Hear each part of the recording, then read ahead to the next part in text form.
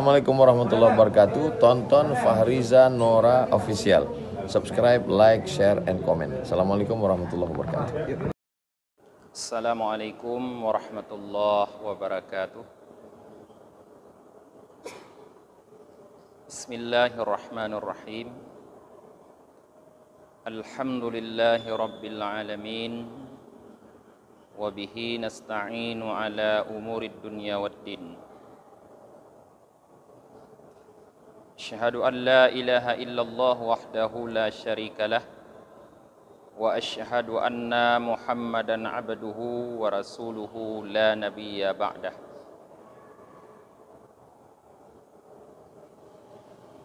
Allahumma salli wa sallim wa barik ala sayyidina Muhammad wa ala alihi wa sahbihi ajma'in, amma ba'd. Allahumma allimna ma jahilna wa dhakkirna ma nasina wa fahimna ma lam nafham. Subhanaka la ilma lana illa ma 'allamtana innaka antal alimul hakim. Rabbi shrah li sadri wa yassir li amri wahlul 'uqdatam min lisani yafqahu qawli. Jamaah maghrib yang dirahmati oleh Allah Subhanahu wa ta'ala, pada malam ini kita akan mengkaji sebuah hadis di mana dalam hadis ini disampaikan wasiat dari Rasulullah sallallahu alaihi wasallam kepada khadimnya, yaitu Anas bin Malik. Qala al-faqih rahimahullahu ta'ala, Haddasana Abi rahimahullah, Haddasana Hammam an-Nasafi, Haddasana Isa bin Ahmad al-Asqalani, Haddasana Yazid bin Harun, Haddasana Abu Muhammad as-Saqafi. Qala, beliau berkata, Sami'tu Anas bin Malik radhiyallahu anhu yaqulu, aku mendengar Anas bin Malik, semoga Allah ridha kepada beliau, berkata, Khaddamtu Rasulullah sallallahu alaihi wasallam wa ana ibnu samani sinin. Aku berkhidmat kepada Rasulullah sallallahu alaihi wasallam, melayani Rasulullah sallallahu alaihi wasallam sedangkan aku baru berumur 8 tahun. Artinya para jemaah, Anas bin Malik sejak umur 8 tahun sudah bekerja melayani kebutuhan Rasulullah sallallahu alaihi wasallam.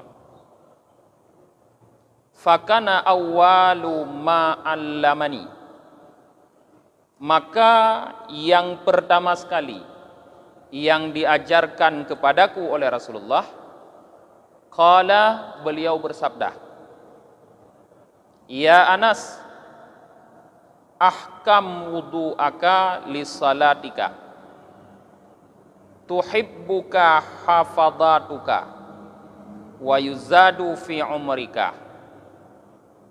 Hai Anas, sempurnakanlah wudu'mu untuk salatmu, niscaya engkau akan dicintai oleh para malaikat pemeliharamu dan akan ditambahkan pada umurmu. Nah, jadi para jemaah, wasiat yang pertama Rasulullah kepada khadimnya, pelayannya Anas bin Malik di saat Anas masih berumur 8 tahun. Yang pertama, Rasulullah menyuruh Anas bin Malik untuk menyempurnakan wudu apabila ingin melakukan salat. Jadi para jemaah, wudu bukanlah sekedar wudu, tetapi wudulah dengan sempurna, dengan bukan hanya melakukan rukunnya, tapi menyempurnakan segala sunnah wudu. Jadi jangan cuma rukun wudu yang kita lakukan, tapi sunnahnya kita tinggalkan. Semua kita lakukan, rukunnya kita lakukan, sunnahnya juga kita lakukan. Nah, apabila kita menyempurnakan wudu untuk melakukan salat, maka kata Rasulullah, para malaikat pemelihara kita, malaikat hufadah akan mencintai kita, ditambah bonus, ditambah umur kita. Nah, jadi dipanjangkan umur. Ya Anas, wasiat yang kedua, hai Anas, ightasil minal janabah wa balligh fiha, fa inna tahta kulli sya'ratin janabah. Hai Anas, mandilah kamu daripada janabah dan bersungguh-sungguhlah pada mandi janabah. Karena sesungguhnya di bawah tiap-tiap helai bulu ada janabah, kata Rasulullah. Nah, wasiat yang kedua masih tentang bersuci. Kalau wasiat pertama bersuci daripada hadas kecil, wasiat yang kedua bersuci daripada hadas besar, yaitu mandi daripada janabah.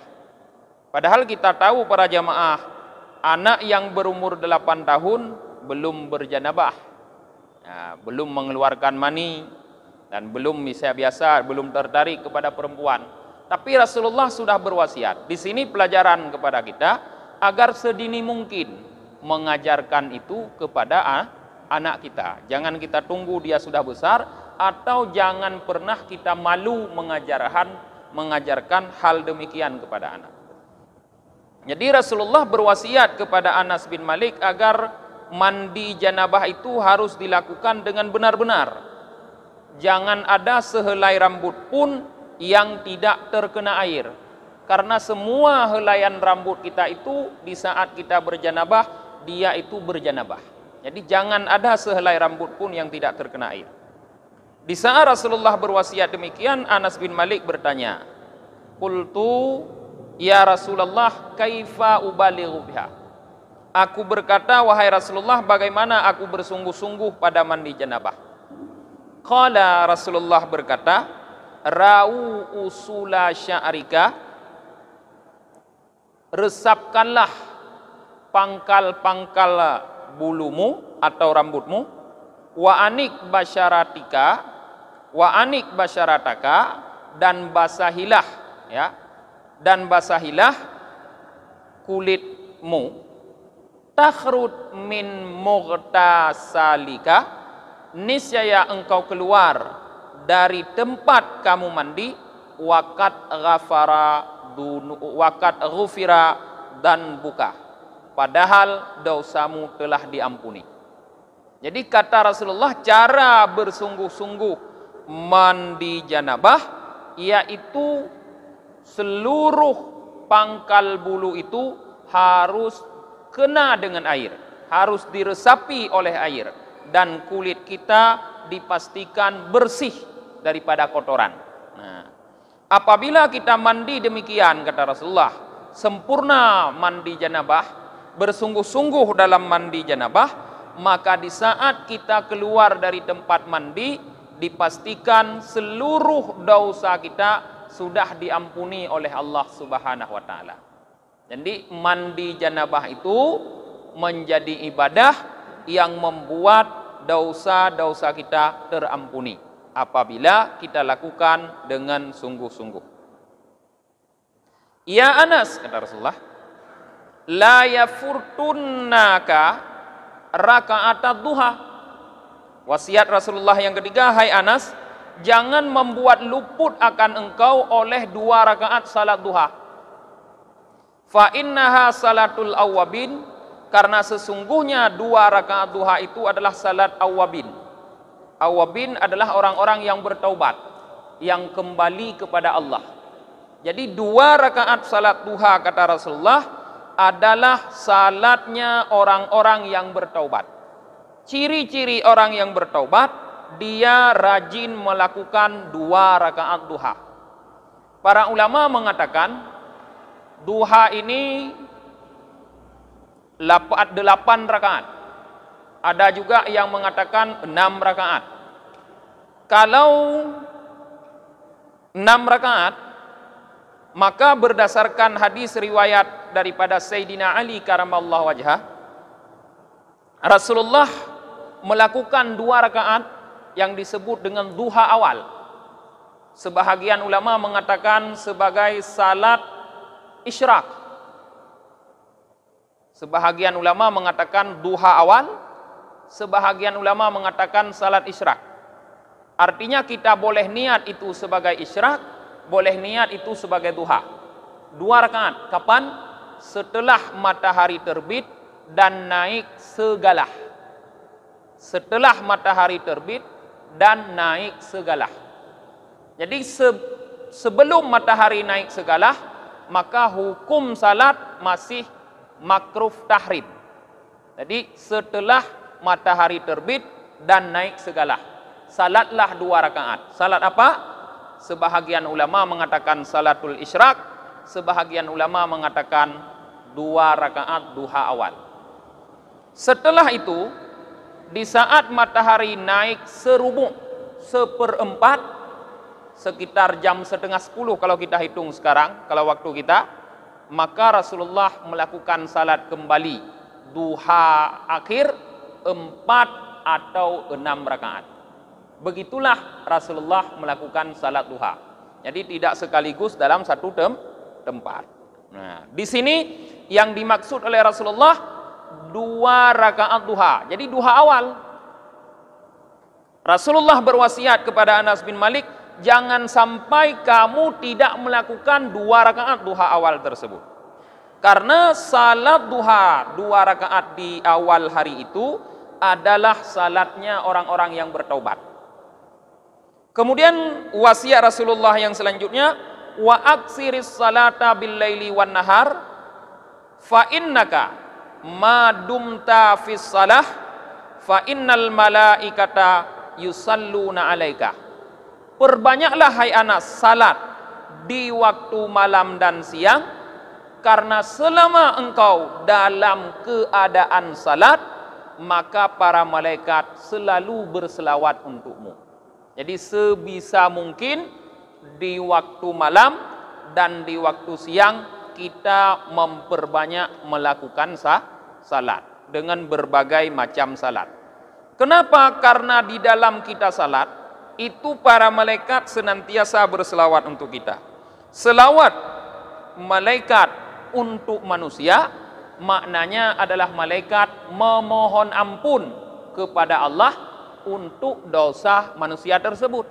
Jadi kalau kita diselawati oleh malaikat, maknanya para malaikat memohon ampun dosa kita kepada Allah. Selama kita salat, berarti terus para malaikat memohonkan ampunan dosa kita kepada Allah.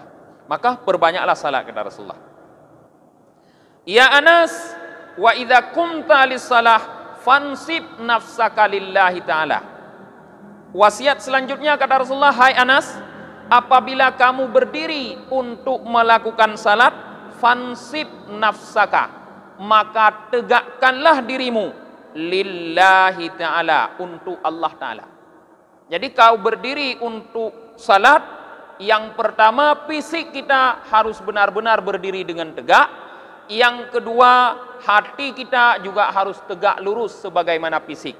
Jadi jangan tubuh di masjid tapi hati di luar masjid. Wa idza raka'ta faj'al rahataika ala rukbataika wa farrid baina asabi'ika warfa adudaika anjam baika. Apabila kamu rukuk kata Rasulullah, maka jadikanlah kedua telapak tanganmu ini, rahah ini bahasa Arab, rahah, tepat berada di atas 2 lutut. Jadi 2 telapak tangan ini harus tepat berada di atas 2 lutut. Jangan di atas, jangan ke bawah. Karena ke atas atau ke bawah itu akan mempengaruhi posisi tulang belakang nanti. Kalau ke bawah, tulang belakang akan lebih turun sehingga kepala akan lebih rendah daripada pantat. Kalau ke atas lutut akan membuat tulang belakang kita lebih naik sehingga kepala akan lebih tinggi daripada pantat. Padahal rukuk yang sempurna adalah kepala dan pantat itu sejajar. Tulang belakang dan tulang leher terlihat seperti selembar papan lurus. Itulah rukuk yang sempurna. Maka caranya untuk membuat tulang belakang dan tulang leher sampai kepala lurus, yaitu dengan cara meletakkan rahah telapak tangan pas berada di atas lutut dengan menggenggamnya. Dan kata Rasulullah, wa farrij baina asabi'ika, renggangkanlah kata Rasulullah antara jari-jarimu. Jadi jari-jari ini direnggangkan di sana. Jangan seperti ini, tapi direnggangkan di saat ruku. Warfa adudaika, dan angkatlah dua lenganmu. Nih, lengan ini diangkat menjauh an jambaika, dari dua lambungmu. Jadi ini untuk kita laki-laki, kalau salat pegang, ya, pegang dua lutut di saat ruku, lalu ini digeser sedikit agar jauh dari lambung. Kalau perempuan dirapatkan dengan lambung. Inilah perbedaan laki-laki dan perempuan. Nah, jadi laki-laki direnggangkan sedikit, kalau perempuan dirapatkan. Tapi jangan terlalu renggang, nanti kena dada orang. Nah. Wa idza rafa'ta ra'saka, apabila ini setelah selesai ruku, engkau mengangkat kepalamu kata Rasulullah, fakum, maka berdirilah untuk i'tidal, hatta ya'uda kullu adwin, sehingga kembali setiap anggota ila makanihi, kepada tempatnya. Nah, jadi setelah kita ruku, kita i'tidal, jangan buru-buru. Walaupun i'tidal itu dalam fikih bukan rukun panjang, tapi rukun pendek, bukan maksudin, bukan yang dimaksud. Yang dimaksud ruku dan sujud, itu hanya pemisah antara ruku dan sujud, tapi jangan terburu-buru i'tidal. Pastikan di saat kita membaca Sami'allahu liman hamidah, semua kita bangun kembali dan semua anggota tubuh sudah tetap di tempatnya masing-masing, baru turun sujud Allahu Akbar, baru turun sujud. Jadi kalau anggota tubuh belum tetap di tempatnya masing-masing, masih bergoyang-goyang, masih ke sini ke sana, jangan dulu turun. Nah, kenapa? Karena di situ ada rukun lain, namanya tumakninah. Ya, ada rukun lain namanya tumakninah, yaitu tenang. Jadi pastikan dulu seluruh anggota kita, apapun sudah tenang, sudah berada di tempatnya masing-masing, sudah ada tumakninah, baru turun Allahu Akbar untuk sujud. Wa idza sajadta, kata Rasulullah, apabila kamu ruku hai Anas, falzik wajhaka bil ard, maka lengketkanlah wajahmu, ya, bil ardi, di bumi, artinya tempat sujud. Lengketkanlah wajahmu tempat sujud. Wajah yang dimaksud di sini menurut para fuqaha yaitu jabhah, dahi. Dahi lengketkanlah di tempat sujud tanpa terhalang dengan apapun. Jadi dalam mazhab Syafi'i, dahi ini tidak boleh tertutup dengan apapun, harus kena tempat sujud. Kalau tertutup, maka wajib tutupan itu dihilangkan, baru sujud. Nah. Wala tankiru nakaral ghurab, dan jangan kamu mematuk, kata Rasulullah, seperti patukan burung gagak, ghurab. Jadi jangan sujud itu tergesa-gesarnya seperti burung mematuk, cepat sekali. Jangan mematuk seperti patukan burung gagak. Jadi jangan tergesa-gesa. Sujud pun harus pastikan semua anggota kembali kepada tempatnya. Wala tabsut dira'aka basta sa'lab, dan jangan engkau hamparkan kedua dirakmu, ini dirak dari pergelangan tangan sampai ke siku namanya dirak bahasa Arab. Jangan kamu hamparkan seperti hamparannya sa'lab, pelanduk. Jadi sujud tangan jangan seperti ini, tapi diangkat.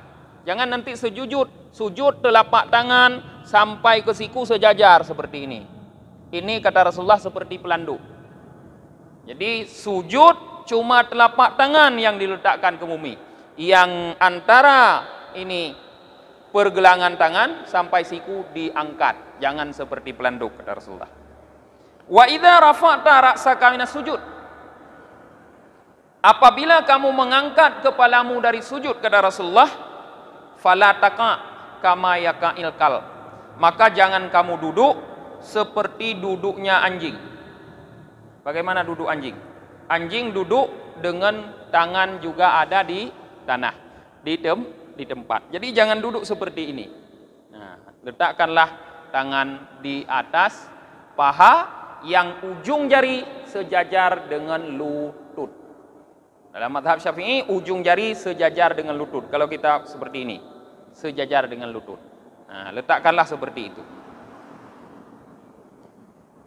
Kemudian wada' alaitaka baina kadamaika wal zik dhahira kadamaika bil ard. Dan letakkanlah pantatmu di antara dua tumitmu dan lengketkanlah zahir tumitmu bil ard, di bumi.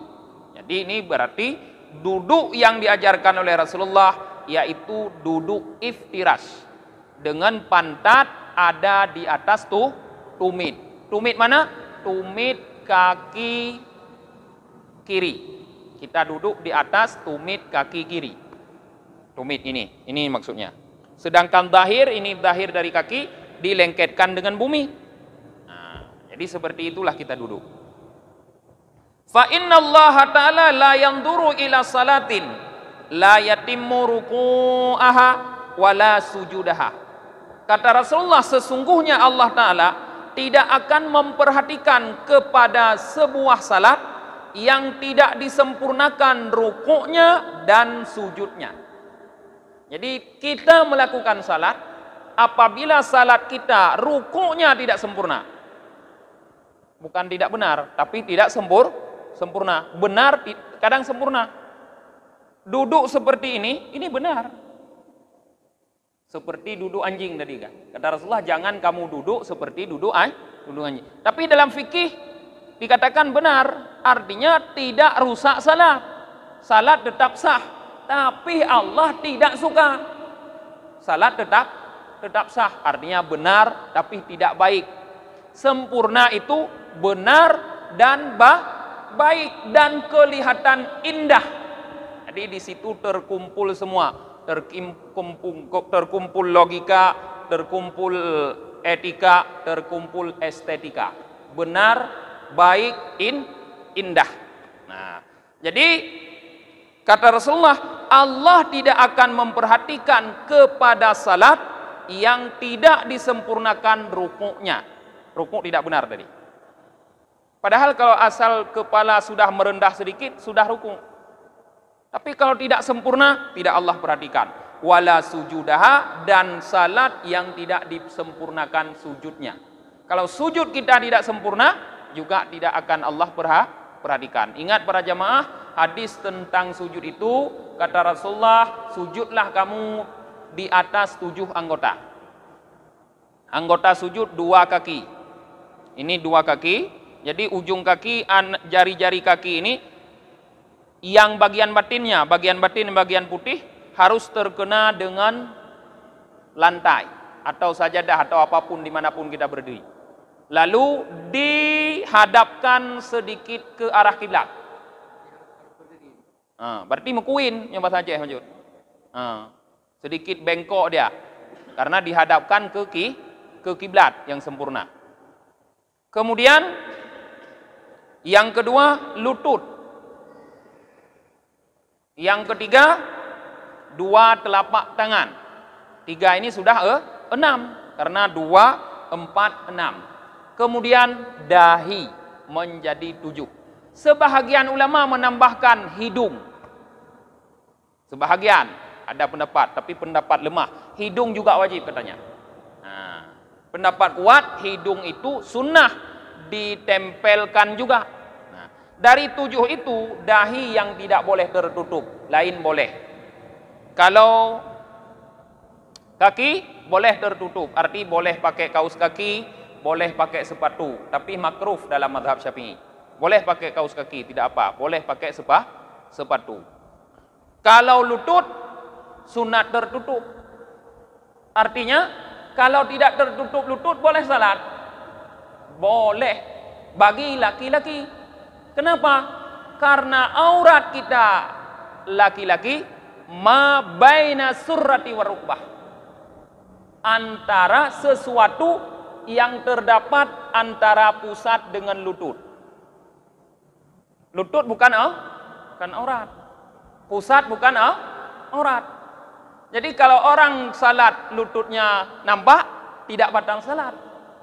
Ini pada ukuran benar, bukan ukuran sempurna tapi. Tidak apa-apa. Jadi kalau ada misalnya preman-preman yang baru taubat datang ke masjid salat dengan celana yang lututnya terbuka, jangan diusir. Karena tidak apa-apa, salatnya masih benar walaupun belum sempurna. Besok-besok kita kasih tahu kalau misalnya seperti ini lebih bagus. Jangan langsung usir. Beataina terus hurung tanyo umur tujid deng tanging pakaian hana pakai lagi tanyo. Nya tanging ilu bekah hina bacu kadau the aju. Karamen yang muda bekah hina aju. Ilu mahai tapi lagi kap ya the. Lagi nyuk manan? Ya, ana pupu. Kan aurat. Nah, yang jangan nampak yang di atas lutut.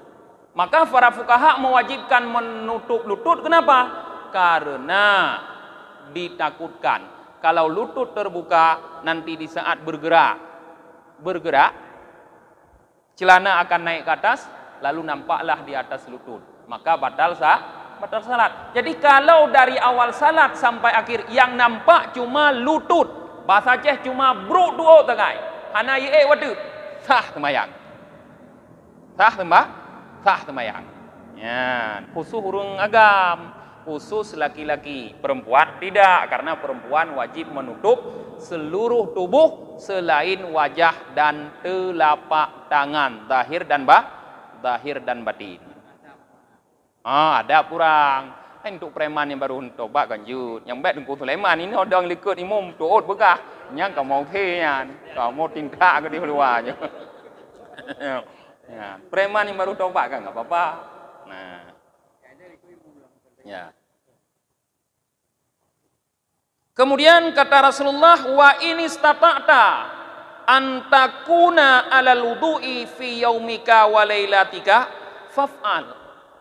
Jika kamu sanggup, hai Anas, selalu berada dalam keadaan berwudu di harimu dan malammu, faf'al, maka lakukanlah.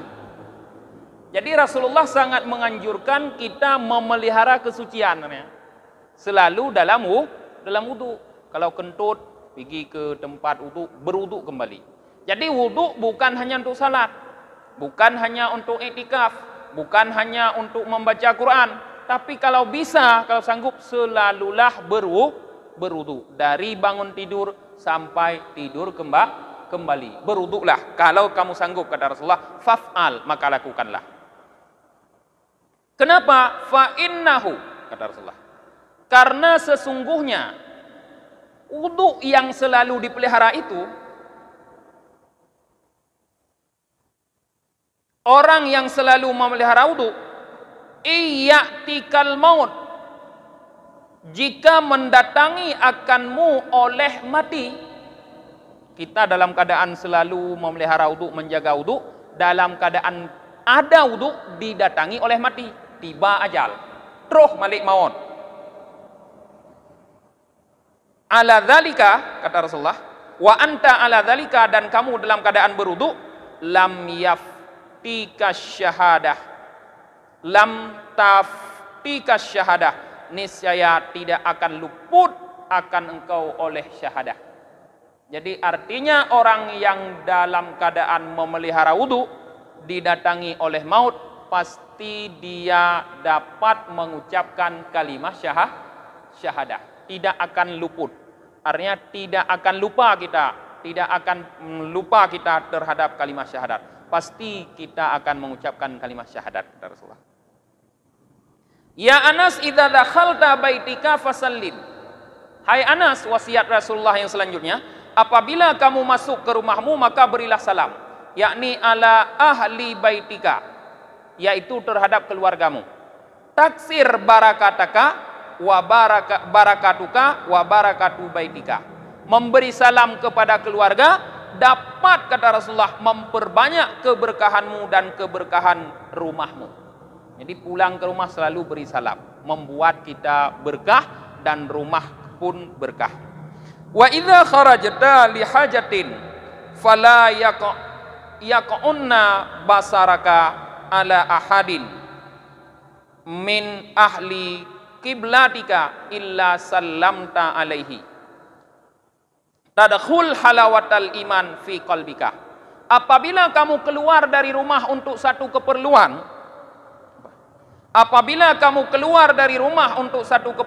kata Rasulullah, maka jangan sampai jatuh pandanganmu terhadap seseorang di hadapanmu kecuali kamu memberi salam untuk dia. Ya, Rasulullah mengajarkan kita siapapun yang kita dapati beri salam. Siapapun yang kita jumpai beri salam. Faedahnya apa? Tadkhul halawatul iman fi qalbika. Memberi salam kepada orang-orang yang kita jumpai dapat membuat rasa manisnya iman masuk meresap dalam hati kita.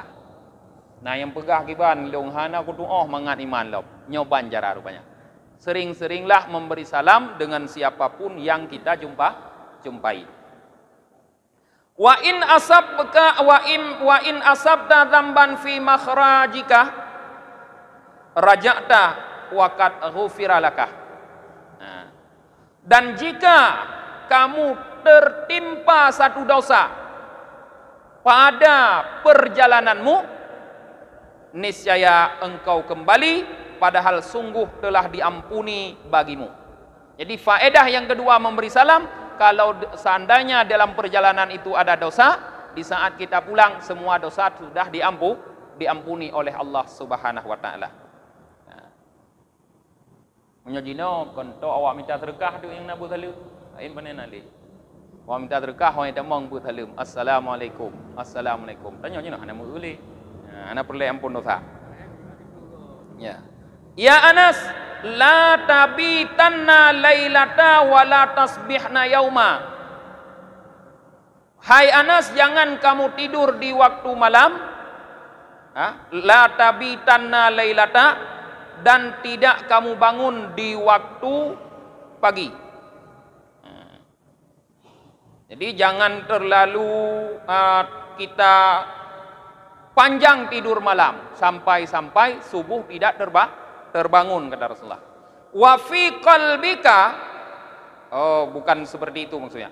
Ya Anas, la tabitanna lailata wa la tasbihna yauman wa fi qalbika ghishun li ahadim min ahlil Islam.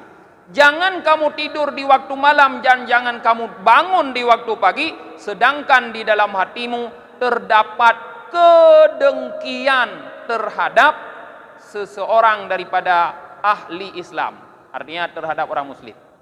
Jadi Rasulullah menganjurkan saat tidur malam hilangkan kedengkian terhadap orang muslim. Saat bangun pagi hilangkan kedengkian. Tidurlah dengan damai dan bangunlah dengan damai. Jangan ada kebencian terhadap seseorang pun.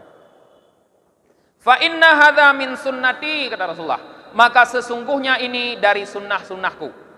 Wa man akhidha bi sunnati faqad ahabbani. Siapapun yang berpegang dengan sunnahku maka sungguh ia mencintaiku. Wa man ahabbani fahuwa ma'i fil jannah, dan siapa yang mencintaiku dia akan bersamaku dalam surga, kata Rasulullah. Ya Anas, idza amilta bihadza, kata Rasulullah. Hai Anas, apabila wasiat-wasiat ini engkau amalkan semua, wa hafidta wasiati, dan engkau hafat, engkau pelihara wasiatku, fala yakunu syai'un ahabbu ilaika minal maut. Maka tidak ada sesuatu yang lebih engkau cintai daripada mati. Artinya orang yang benar-benar memelihara wasiat Rasulullah ini, mulai daripada wudu sampai kepada jangan tidur dan jangan bangun dalam keadaan dengki kepada makhluk, kepada orang Islam, itu akan membuat dia ingin segera mati. Nah, perlu bakal mati? Nah, amalkan. Kenapa? Karena dia melihat, dia merasakan bahwa kematian adalah kenikmatan. Karena orang seperti ini pasti akan diberikan nikmat nanti setelah mati. Maka ingin mati, tidak ingin hidup lama-lama. Karena hidup capek, mati nanti setelah mati senang. Maka tidak ada yang lebih dicintai daripada mati. Fa inna fihi rahatuka, karena pada mati itulah istirahatmu, kata Rasulullah. Jadi dalam mati terdapat istirahat. Hanali tutah, analai payah minta rezeki, munyoka mati. Nah, kata deh.